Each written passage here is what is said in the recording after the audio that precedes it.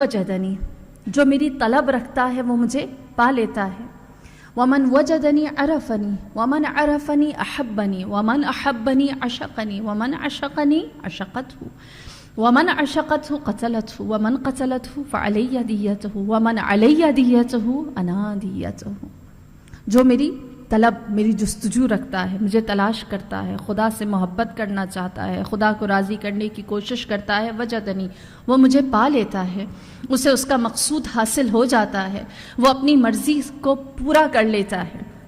میں اس کی تمام تر عبادتوں کا جواب بن جاتا ہوں۔ وہ مجھے جب حاصل کر لیتا ہے، عرفنی، اسے میری معرفت حاصل ہو جاتی ہے، فمن عرفنی، اور جسے میری معرفت مل جائے،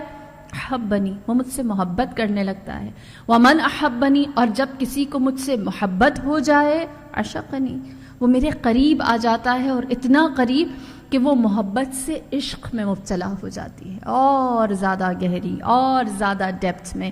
فمن عشقنی، اور جو مجھ سے عشق کرے، عشقت ہوں، میں بھی اس سے عشق کرتا ہوں۔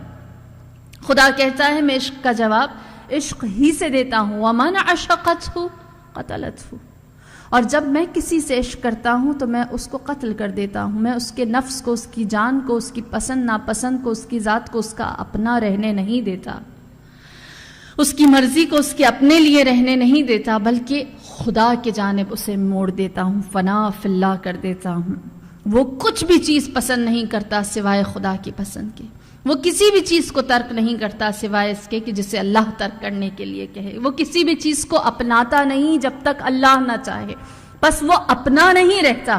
وہ اللہ کی جانب اپنا رخ کر لیتا ہے۔ اور پھر اس کے بعد فرمایا وَمَنْ قَتَلَتْهُ،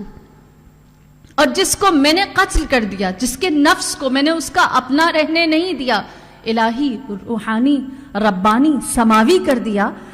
ذات انسان کا وہ نفس نہیں رہا، خدا کے لیے ہو گیا، فعلیہ دیتہ، تو اس نفس کی جان کی قیمت مجھ پر ہے۔ خدا کہتا ہے ومن علیہ دیتہ، اور جس کے نفس کی قیمت مجھ پر ہے، جس کی جان کی قیمت مجھ پر ہے، انا دیتہ،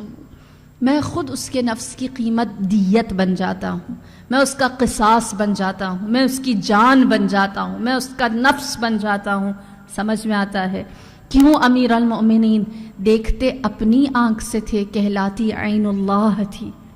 اپنے ہاتھ سے اسلام کی نصرت کرتے تھے، لیکن وہ ہاتھ کہلاتا ید اللہ تھا، سنتے اپنے کانوں سے تھے، لیکن وہ سنتے تھے جو خدا کو پسند ہے، اور اس سے دور رہتے تھے جو خدا کے لیے ناپسندیدہ ہے، اسی لیے وہ اذن اللہ کہلاتا۔ چہرہ اپنا سجدے میں رکھتے، لیکن اس چہرے کو وجہ اللہ کہا جاتا، اپنی زبان سے کلام حق کو بیان کرتے، جو خدا کے نزدیک پسندیدہ ترین کلام ہے، لیکن وہ زبان لسان اللہ کہلاتی، دل علی کا تھا جو اس کے سینے میں دھڑکتا تھا، لیکن خدا اسے قلب اللہ کہتا تھا،